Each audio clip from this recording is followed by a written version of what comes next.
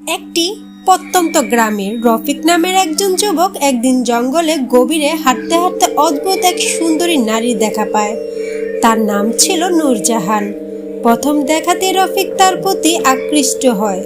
নূরজাহান কিন্তু সাধারণ মানুষ ছিল না, সে ছিল এক জিন। সে রফিককে সতর্ক করে দেয় যে মানুষের সাথে তার ভালোবাসার পরিণতি ভালো হবে না। তবুও রফিক তার প্রেমে পড়ে এবং তারা গোপনে দেখা করতে থাকে। কিছুদিন পর রফিক তার পরিবারকে এই সম্পর্কে কথা জানালে তারা আতঙ্কিত হয়।